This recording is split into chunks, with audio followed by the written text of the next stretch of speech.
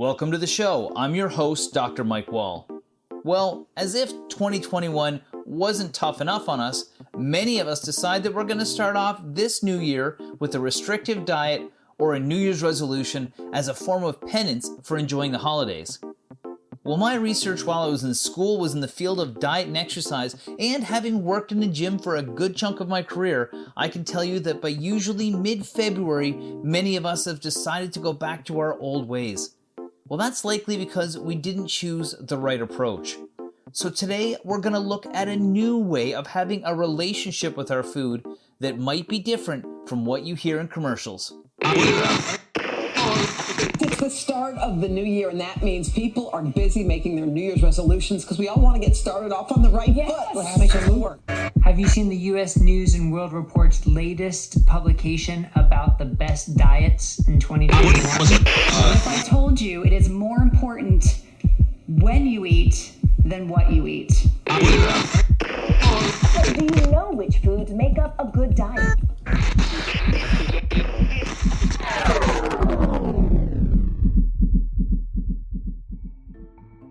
Well, there are others in the field that think like this too, and although diets have been the rage for decades, a shift in how we approach food as it relates to our health began over 25 years ago.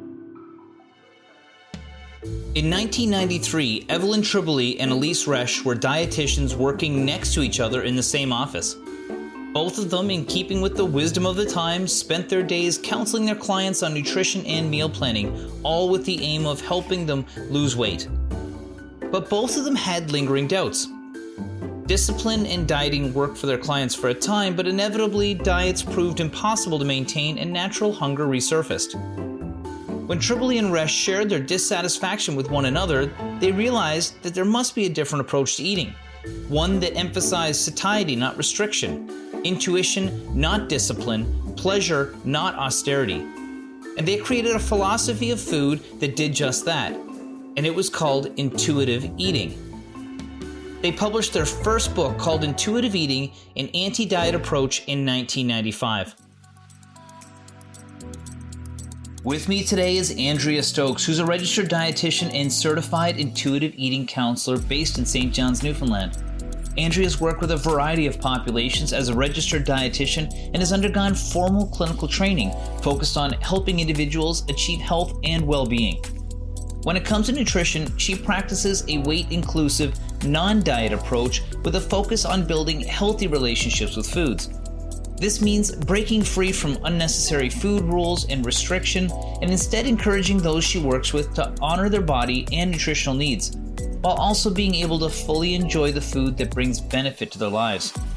With all the news around diets this time of year, I couldn't have thought of a better person to bring on to talk to you about what we should focus on when it comes to nutrition in 2022. Let's check it out. Hi, Ange. Welcome to the show. Hi, Mike. Thanks for having me. I'm so glad you could be here. I've been trying to get you on the show forever because you are really a diet nutrition guru. For me, you're a registered dietitian, but Yes. you take a unique approach that's becoming more and more common towards eating healthy these days. What's your philosophy towards eating right? So my philosophy centers more around fostering a healthy relationship with food and extending that healthy relationship with food also to a healthy relationship with exercise, a healthy relationship with our bodies, and being able to move away from unnecessary food rules and restrictions, getting away from that diet mentality, that desire to kind of restrict and eat as little as possible. It doesn't work for anybody, and it doesn't work to improve our health. So my approach really is on fostering that healthy relationship with food. That's right. And that term intuitive eating is becoming more familiar to people, but what does it mean and where did it come from? Is this a new philosophy? It's been around for a while? Yeah, so and intuitive eating is an approach that I specialize in my private practice as well. It is an approach that's been around for a while, so over 25 years now. The approach was developed by two registered dietitians, Elise Resch and Evelyn Tribole, and they developed this framework of eating known as intuitive eating. And really, it's an approach to nutrition and food that centers around food as self-care as opposed to self-control.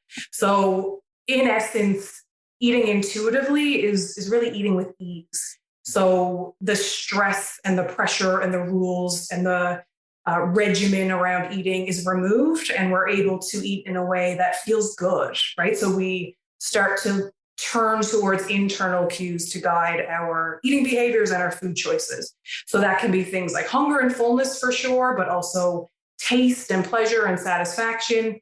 This idea of ditching that diet mentality. So we're not aiming for a specific calorie count or a certain macro distribution. We're kind of going with what our body tells us our body needs. And our bodies are actually really good at giving us that information if we know how to listen to it. And anyone who's faced years of dieting, it becomes really difficult to listen to what our body is telling us. So we seek out the solution elsewhere, someone to tell us this is how much you need to eat, this is how you need to eat, when really our bodies are the best sources of that information. And intuitive eating kind of hinges on that ability to tune into those cues and to eat in a way that is nourishing, that meets our nutritional needs, our energy needs, but also that is enjoyable and stress-free and kind of fits into our lives in ways that feel good.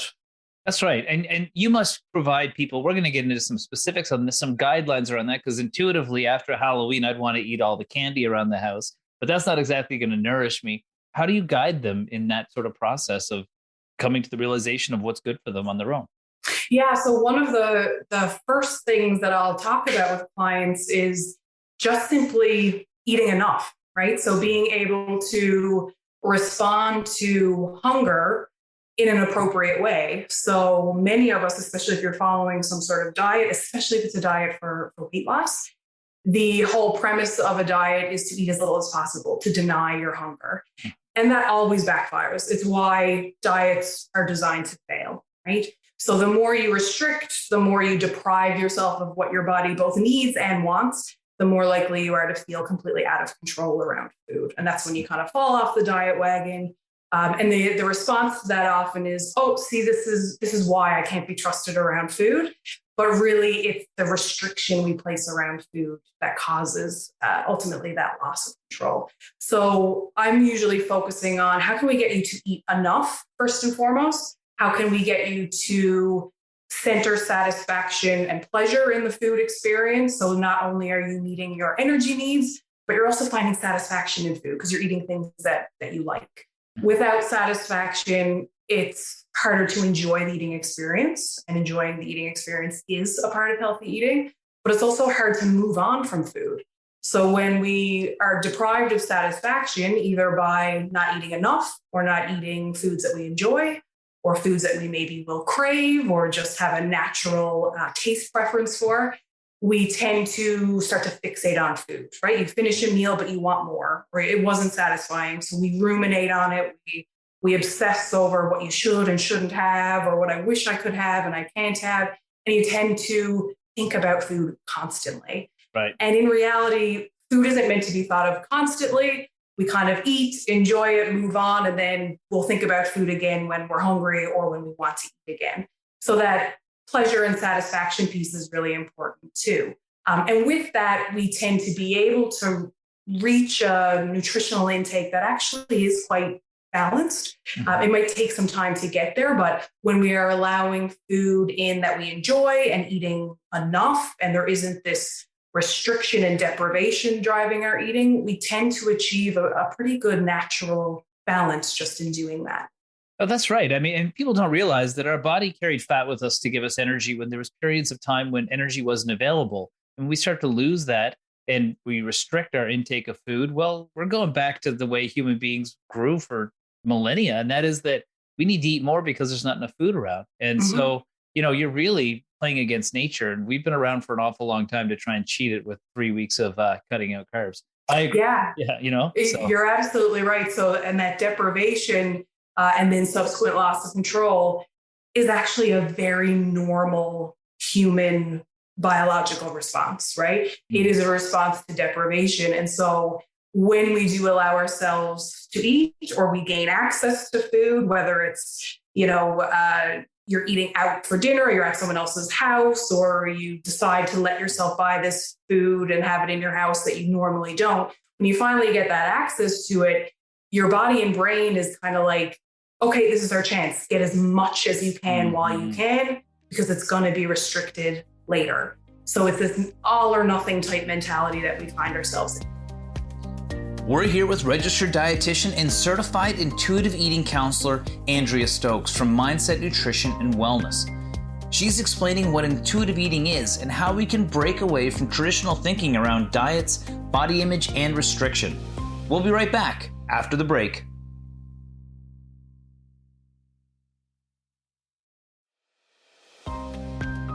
Welcome back. We're here with Andrea Stokes, who's a registered dietitian and certified intuitive eating counselor at Mindset Nutrition and Wellness, based here in St. John's, Newfoundland. She's talking about intuitive eating and what it means. Now, we all know that traditional diets don't work in the long term and often lead to restrictive habits and attitudes around food, which ultimately make us abandon these diets. She's sharing how knowing our bodies and understanding our needs is the key to having a positive relationship with foods. Let's check it out. No human in history prior to these last few generations has ever had access to food and not choosing to eat it. So, and we've been around for a long, long time. Now, I mean, we've known each other for a long time. We worked together for almost a decade, very closely, day to day. And so I know how your philosophy's changed, but can you walk me through how you've evolved the way you deal with clients and help people with their food, and what some of the motivators were for doing that over the years? Yeah, sure. And to be honest, even the education to become a dietitian is very much rooted in diet culture. It's a very weight-centric education system that I kind of went through. So my whole education was kind of in how to teach people how to diet, whether it was for health conditions or weight loss. And that's kind of how I started my work was kind of helping people do exactly that, restrict and put rules around food, often, in a quest to optimize health and improve health as much as possible. But the more I was working with clients in the real world, especially, the more I could see this is really not helpful information, right? So I might be giving someone a certain calorie limit or recommending certain foods be limited, certain foods increased, and it just wouldn't be working. And I would know that it wouldn't work because I'm a human as well who eats. And I know that rules and regulations really don't work, at least in the long term, right? We are not just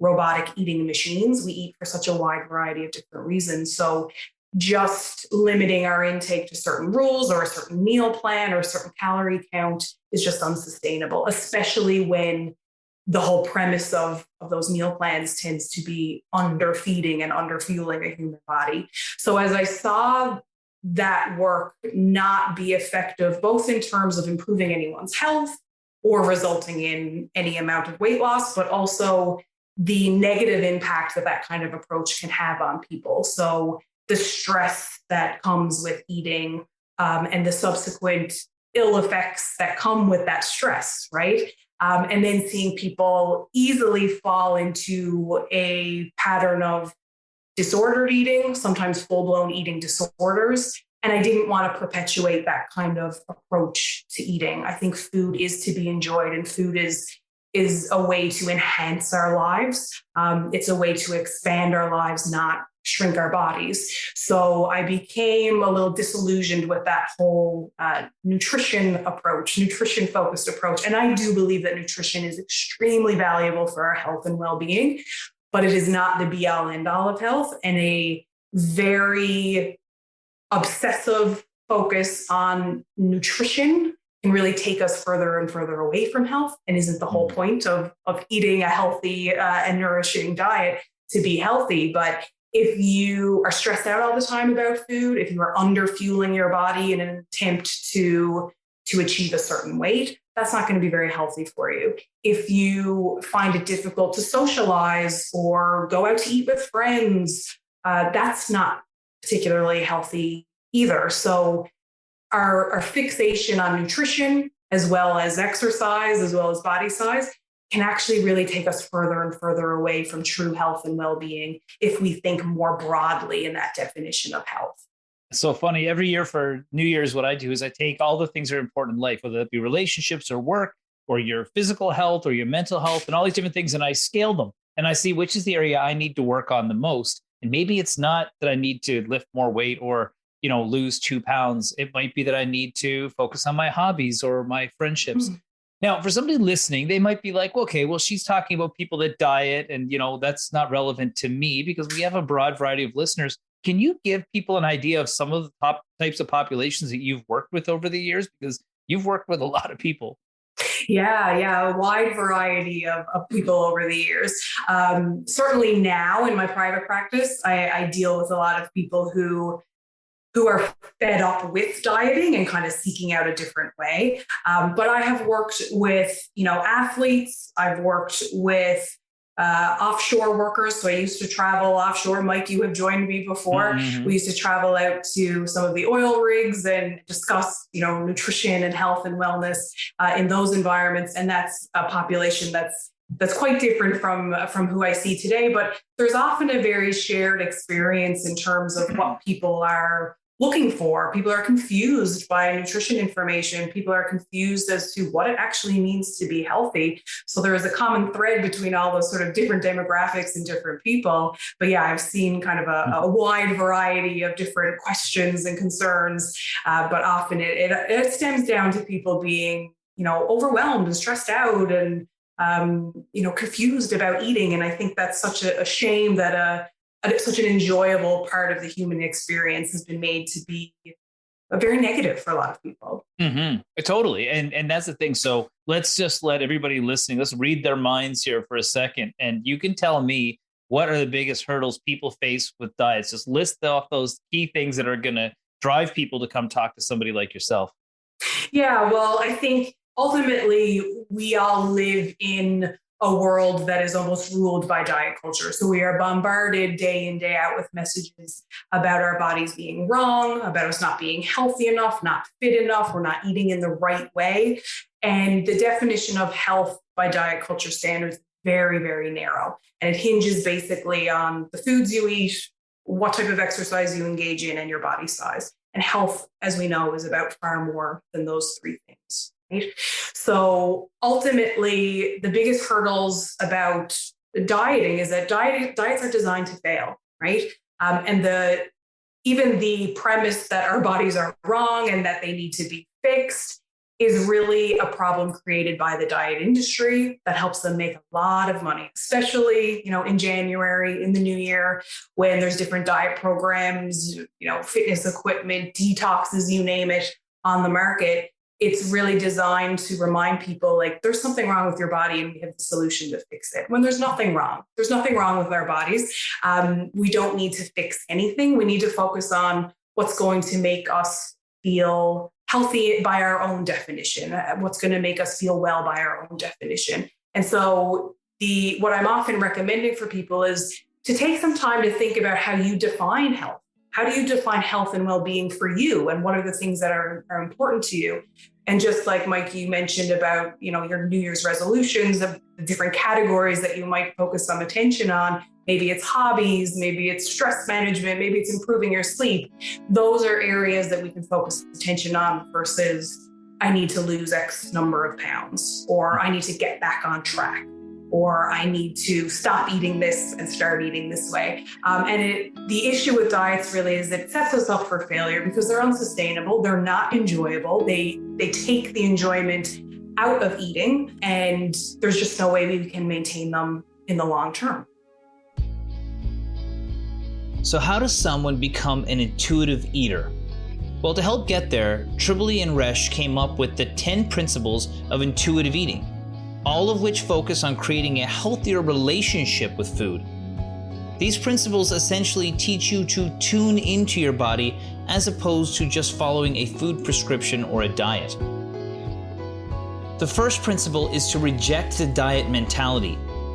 This means ditching diet books and avoiding articles that tell you how to lose weight quickly. Number 2 is to honor your hunger. Learning to listen to your hunger cues are crucial. Focusing on keeping your body nourished with the right foods can help prevent overeating. Number 3 is to make peace with your food. This means giving yourself permission to eat what you want when you want it. Principle 4 is challenging the food police. Tribole and Resch urge people to remove good and bad thinking from eating. Do they have a bowl of ice cream? Well, don't feel guilty about it. It's just food, and it's part of an overall healthy diet if you have balance. Principle 5 is discover the satisfaction factor. Eating should be a pleasurable experience, and if you enjoy what you're eating, that should help you feel satisfied and content. Identifying this satisfaction can help you learn when you've had enough of a food that you enjoy. Number 6 is feel your fullness. Trust your body to lead you to the right foods and listen for the signals that you're not hungry anymore. Tribole and Resch also recommend pausing in the middle of eating to ask yourself how the food tastes and how hungry are you at this very moment. Number 7 is cope with your emotions with kindness. Learn to recognize that food restriction can trigger loss of control and emotional eating. Learn to identify your emotions and find ways to deal with them that don't involve food. Number 8 is respect your body. Embrace your body so you can feel better about it and better about who you are. Number 9 is movement. You need to feel the difference. Be active for the sake of moving your body instead of tracking how many calories you burn during exercise. Focusing on the positive energy that you get from working out can help keep you motivated. Number 10 is honor your health with gentle nutrition. Make food choices that are good for your health and taste great while making you feel good. Know that you don't have to eat perfectly to be healthy, that one snack, meal, or a day of less healthy eating won't torpedo your goals. These are all things that I have told people for years when working with them because it's about a balance. We're here with registered dietitian and certified intuitive eating counselor Andrea Stokes from Mindset Nutrition and Wellness. She's explaining what intuitive eating is and how we can break away from traditional thinking around diets, body image, and restriction. We'll be right back after the break.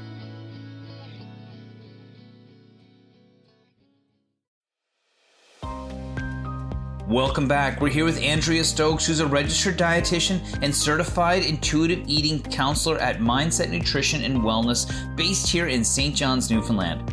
She's talking about intuitive eating and what it means.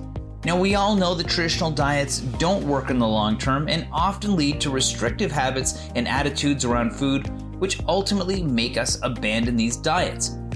She's sharing how knowing our bodies and understanding our needs is the key to having a positive relationship with foods. Let's check it out. And I think you said something that's really important for enjoyment of food. So there's two aspects of enjoyment from food. There is I really enjoy the taste, I enjoy the process, and then I also enjoy how I feel afterwards. And I think we've all gone through it before where we have something that we enjoy eating at the time, and about 15 minutes later, we're like, why did I do that? I feel terrible. I remember, I won't name the restaurant, but one time me and my friend had exercised a lot and we went by a place and we were like, let's treat ourselves. We're having a trip. Let's have a bus trip. Let's just go stop in here. And it was somewhat enjoyable while we ate it. Afterwards, we felt really, really bad. And so people eat for lots of reasons. And it's not just for energy. What are the factors outside of just consuming enough to survive and, build a body? Right. Yeah. So we certainly eat in response to hunger. Obviously, that keeps us alive.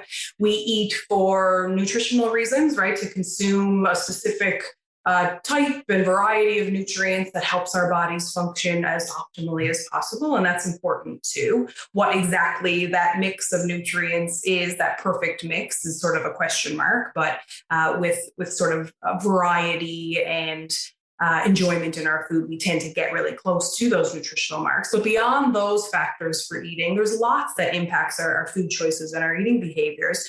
Taste and pleasure is one, which we kind of talked about already, how enjoying what you're eating is a healthy aspect of eating, and that ability of bringing satisfaction into your eating to be able to move on from food and focus your energy on other things in your life.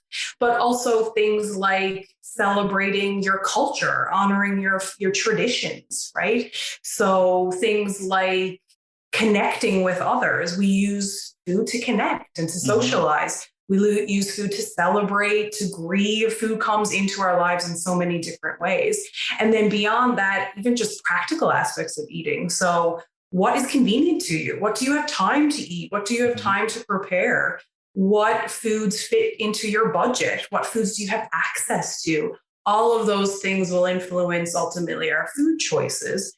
And all of those are very valid reasons to eat and valid reasons to influence what we choose to eat. It's so funny. I said in a previous interview recently about the holidays coming up, I'm not giving up my bread and cheese. I've got some Scandinavian heritage, and we grew up having a cheese fondue every year for the holidays. And that was something that I wasn't going to give up. But again, it's something that is part of tradition, and that's more important at that point than having something that might not necessarily be something I would have on a daily basis. So we've hit a few of the key things. I think you said that, you don't want to deprive yourself. You want to eat for other reasons. You want to make sure that you are having a variety of foods that make you feel good and that you're not being driven by your body size. Are there any other tenets that are key to what you tell people?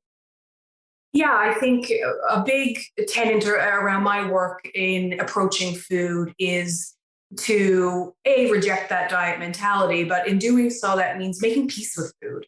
So we tend to place foods into categories of, good, bad, healthy, unhealthy, and that's ultimately what drives that restriction around certain foods. So if we can appreciate all the different reasons why we might make a food choice and kind of appreciate the fact that that term healthy eating is a relative term, and it's nuanced and it's complex, and it might depend on different situations and contexts that you're in. If we can appreciate that about food, we can start to see all food as being good food, as all food having value, right? So with that, we loosen those rules and regulations and restrictions around food. And then we don't find ourselves in that restriction and deprivation and then subsequent loss of control eating. We can make choices that really do feel good. We can make choices that taste good, that are in line with some of our nutritional goals, because there's nothing wrong with having nutritional goals either. That doesn't necessarily mean you are on some sort of diet. It's just that we don't want to fixate solely on the nutrition piece, because that tends to make our food choices more and more restricted. So we can make choices based on nutrition for sure. And also, foods that feel good in our bodies. Like you said, you have that experience of eating a food that you really enjoyed the taste of, maybe didn't feel so good after. And first of all, that's normal, right? We can eat past the point of comfortable fullness. We can eat to the point that we might feel a little sick. There's nothing wrong with doing that, right? The guilt and shame that comes with that feeling of fullness is where we kind of get led astray. But we can take into consideration how certain foods do feel in our bodies. So we might make a choice. I want to eat something that I'm going to feel energized afterwards. Or if a particular food causes you heartburn or some digestive issues, you might make choices to have or not have that, or maybe adjust your portion or go for it and know that you might suffer some consequences, and that's okay, right? So just giving ourselves that permission around food really makes food more enjoyable, less stressful, and we tend to find that natural balance of nutrition without having to force it or fixate on it too much. Well, it's such a true point. Like, by having it, I've reminded myself that it does give me massive heartburn, and it did not go well with my body. So now I don't crave it because I gave myself the opportunity to have that. Right. That's important. So the question I have with this is that, again, if everybody is making choices and going with things that are familiar and comfortable and taking away some of that guilt with it, well, what about people that have very poor nutritional diets? In other words, like they're eating foods that are synthetic or don't have a lot of nutritional value to them. How do they create balance when they may have never looked at a vegetable or something that was actually healthy or provided them with what they need throughout their lives? Like, what's that progression look like? Because I'm guessing they have to have some real foods at some point. Well, yeah. And when I'm speaking with individuals who do have a pretty limited food intake, that is kind of what we focus on. How can we expand your intake? So not necessarily saying, hey, these are foods that are missing that you have to have, but just looking at how can we expand more variety into your diet. So, and by diet, I just mean pattern of eating in this case. So there are inevitably reasons why someone's diet would be quite limited, whether it's due to what foods you were raised on and what you're comfortable with, what foods you can afford, or given your work situation, what are the limitations in terms of what can you prepare? What can you cook for yourself, if anything? Do you have to rely on a lot of pre-made, prepackaged, convenience type foods just to get food on the table? And so depending on the context, that definition of healthy food is going to look different from one person to the other. Mm-hmm. So that's how I approach it too, of like, what's feasible for your life? What are ways we can expand your palate and expand the variety in your diet? And in doing so, expand your nutritional intake, but still in ways that you enjoy, still in ways that aren't stressful, and kind of building on that over time. Mm-hmm. That's the thing. I think a lot of people have been exposed to some of the foods they ultimately really like, but they've just never decided to try them or have access to them before. And I know it is hard for people to eat some of those more nutritionally dense foods that are beneficial for our long-term health, especially because the socioeconomic factors that, right, do limit people. People have to pay for heat this time of year, so that can affect their food budget. And maybe some people don't think about that. That's a real challenge for folks. If you were going to give some people some tips that are listening that don't have the ability to contact you or chat with you one-on-one, what would be some things that you would give them as try-to-dos? Yeah, so sort of my sort of basic nutrition tips for anyone is, number one, make sure you're eating enough, right? Make sure you are responding to your hunger cues, ideally early hunger cues, so not waiting until hunger is excessive and ravenous before you decide to eat. If you have trouble recognizing hunger cues, which is very common for people who have restricted or dieted for a long time, it can take some work to learn those cues again. So sometimes just eating on a schedule can be helpful. So that's, usually eating every 3 to 4 hours or so. Everyone's going to be different, so you adjust based on your own appetite and hunger levels, of course. Somewhere around every 3 to 4 hours is a pretty steady intake of energy coming in. The second piece is, if you struggle to be able to respond to your hunger, as in to have food available, to have it prepared, to have ideas of foods to make or ways to make eating easier for you, then it can help to speak to a dietitian around those needs of how do I better prepare to feed myself. Mm-hmm. Beyond just eating enough, again, adding in foods and centering foods that you actually really do enjoy the taste of. I think that is incredibly important and something that most people actively try to remove from their eating experience. Hence why those types of diets tend to be unsustainable, because we want pleasure and we want enjoyment in our food. That's normal. That's part of the human experience. So allowing that taste and satisfaction to come into play. Then aiming for variety, right? So if your diet is particularly limited for whatever reason, based on, you only like a certain number of foods, you can only afford certain foods, kind of looking at ways, well, how within the confines of my own life and my own challenges around eating, how can I add in variety so that I can start to expand my palate, but also better meet my nutritional needs, again, without having to fixate too heavily on it. We're here with registered dietitian and certified intuitive eating counselor, Andrea Stokes from Mindset Nutrition and Wellness. She's explaining what intuitive eating is and how we can break away from traditional thinking around diets, body image, and restriction. We'll be right back after the break.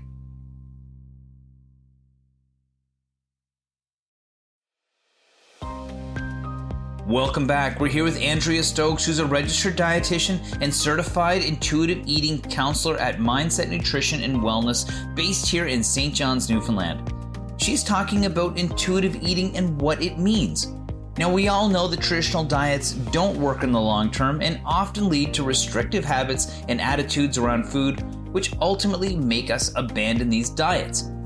She's sharing how knowing our bodies and understanding our needs is the key to having a positive relationship with foods. Let's check it out. I think people forget the word diet means way of eating. And that was supposed to be over the long-term way of eating. And it's only recently that we've turned the word diet to a temporary thing that we restrict and ultimately leave and go back to our traditional diet. So I got a question for you. It might be a bit of a curveball, a hard one to answer, but you're a registered dietitian, which means you have had to do clinical practice. You have to fall within a certain code of conduct and the way of being trained. So you're, medically validated in your approach. However, people may be given advice by their physicians or even by other dietitians that don't necessarily think the same way you do. Your approach is a little bit more progressive than some traditional things. How do people navigate that they may go to their doctor or go talk to another medical professional who says you need to diet in the old school version of diet in order to be healthy? Yeah, and this happens all the time in my practice. And I will say I do work with a lot of individuals with eating disorders as well, and they face the same recommendations often from various health professionals, kind of recommending that they lose weight or recommend that they follow a particular restrictive diet. And this can be really difficult to navigate because, of course, you go see your doctor. We trust our doctors, and doctors are fantastic resources and have their patient's best health in mind, absolutely. But I think it's not well understood how casual comments about weight loss and about, oh, have you tried this diet, or just eat less, move more, how these comments can take people down a very restrictive path that really doesn't do anything to, at the end of the day, improve their health and well-being. Mm-hmm. So those can be challenging circumstances to navigate. And sometimes, with my clients at least, I often recommend you can just mention that you're seeing a dietitian, and usually people will stop talking about food because they feel comfortable that you're getting the advice somewhere else. So sometimes that can help stop that route of conversation, but it can be really, really difficult to navigate because this isn't the mainstream in our health system. Our health system is very, very much weight-centric and focused around how can we eat and exercise in ways to make our bodies smaller. Our health system does equate weight ultimately with health, and health is much, much more complex than that. So I think we're moving in that direction, slowly but surely, but there's certainly there's a lot more information out there describing or advising on how to shrink your body as opposed to actually achieve true health and wellness. Mm-hmm. And we all know that the only way that people can get to the body that is the healthiest for them is through consistent long-term something. And that has to be something that fits into their lifestyle and something that they enjoy and they want to adopt. We did this in my research where I gave people intensive exercise, and then I told other people to exercise and do something that they love. And the people that did what they loved did it more consistently and over time probably had better health results than doing something that was short-term and intense. So I think that's really, really important. So, that's how you kind of navigate that diet pressure. We're going into the new year now. People are starting to look to the future. What would be a better set of goals this year for them in 2022 than just losing weight? Right. So the new year is when diet messages are louder than ever. We hear them all the time, but in the new year is when we are bombarded with those types of messages. So those messages really come, from diet culture in that sense of, if you want to get back on track, if you want to get healthy for 2022, here's what you need to do. You need to lose weight. You need to diet. You need to exercise in this specific way. And most of us have spent our lives centering our New Year's resolutions or our New Year's intentions, if you make them, around those three areas, right? Mm-hmm. And there's nothing wrong with focusing on, making improvements to your nutritional intake or, finding ways to add exercise and movement in ways you enjoy into your life. There's absolutely nothing wrong with doing that. But a focus just on those parameters often leads us to make resolutions that are not enjoyable, that are not sustainable, that kind of start off our year with a sense of, I have to punish myself and sort of atone for having enjoyed the holidays or having enjoyed this past year.